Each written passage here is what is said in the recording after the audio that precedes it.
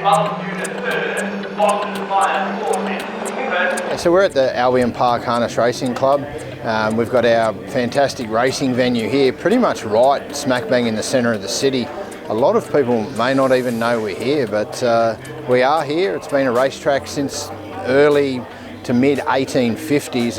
It's had a few different iterations in that time, but as a harness racing venue, we first moved here in 1967. So this grandstand has been here a little bit of time. We did have another grandstand the other end. It's been knocked down, but this grandstand that we have now, we've got our brand new renovated bistro inside, the Home Straight Bistro. We've had some fantastic works completed there, basically gutted the place, all new decor, all new furniture, and we're really proud of the job that's done, and now we feel we can invite patrons into a really warm and hospitable environment. Albion Park Harness Racing Club is a venue that was being refurbished by Outkast, the builders, and the inquiry came through maybe mid-April, and we had product on site mid-June. We've got the biggest race series in Australia to be held here now for the next 3 years, the next 3 Julys, 25, 26, 27. So it needed work, and we're able to come in and get the work done. Our contractors have come in, they've done a wonderful job. Through our community sponsorship of West Rugby, we were fortunate enough to meet the CEO at the time.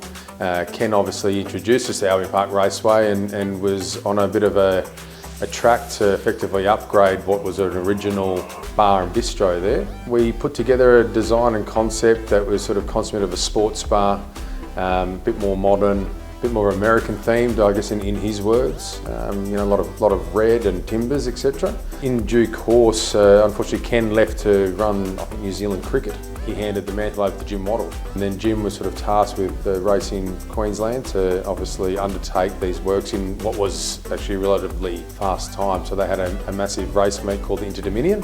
He sort of tasked us with the opportunity that he had basically 6 weeks to see whether we could actually deliver this. So at that time, being obviously that sort of turnkey company, through I guess our procurement chain and the ability of people like Nextrend in terms of furniture procurement, we were able to put together a scheme that we were confident we could deliver in that time.